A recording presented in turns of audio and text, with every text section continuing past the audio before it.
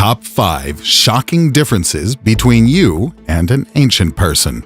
The choice was standing before the ancient man. Which ritual is the best to carry out to provide for a good wheat crop? To burst man into pieces and sprinkle his blood over the crops? Or make the whole tribe go into the field and give collective acts of love? Here are the top 5 differences between modern man and the ancient one.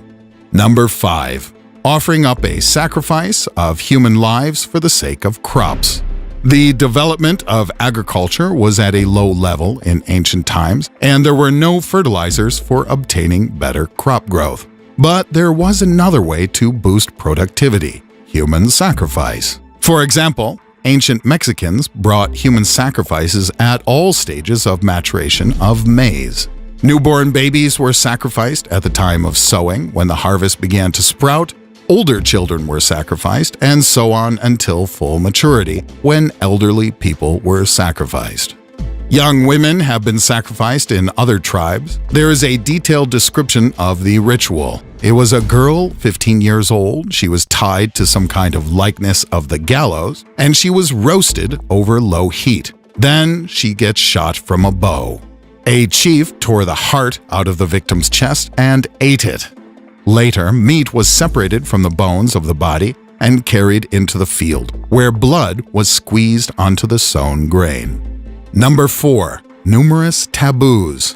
Ancient people had been very religious and had a lot of fears and superstitions. In the issue of haircuts, it is important to choose the model of hairstyle today, where there was taboo to the hair and therefore on cutting hair in ancient times.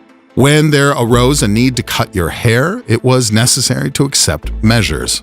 For example, leaders of the Fiji Islands always ate a man before the procedure to appease the gods and not lose their strength. To spit in a public place? It's just an excuse to show your discourteousness today.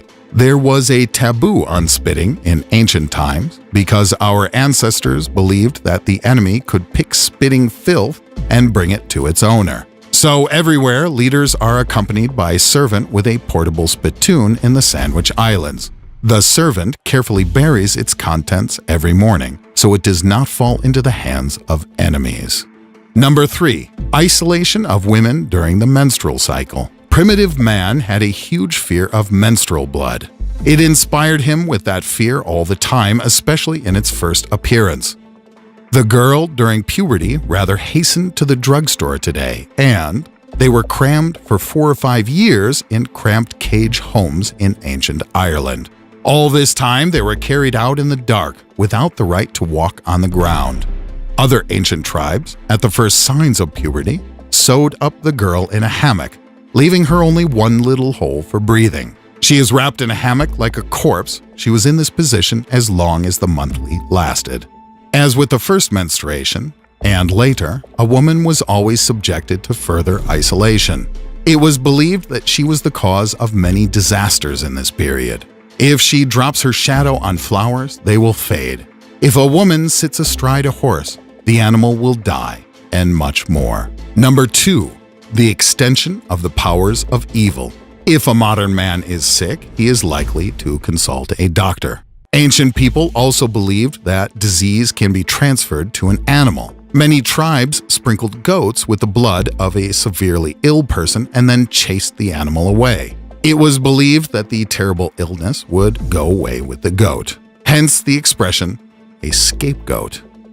A human could also act as the scapegoat. Sometimes they selected the victim and carried him or her out in all quarters of the city during the plague. So she took the disease. After that, the human was choked in a sacred place. It was believed that the illness died with the victim. Number 1. The ratio of the sexes and its effect on vegetation. Ancient peoples believed in magic spells that can make the grass grow and flowers blossom. In their opinion, the harvest could not be fertile without sexual intercourse of people. The men refrained from communicating with their wives for 4 days before planting of seeds in the ground. The night before sowing, they were surrendering to satisfy their passions. All men and women of the tribe were going out in the field for collective copulation. To achieve fertility of the trees, the same means were used to stimulate crop growth. For example, if the crop of clove plantations promised to be poor, the men went naked to the plantation at night and were shouting, "More cloves!" They made an attempt to fertilize the trees as if it were women. You can buy cloves in any supermarket today. Do not forget the history of your ancestors. Put likes for the channel and subscribe if you enjoyed this video. Thanks for watching.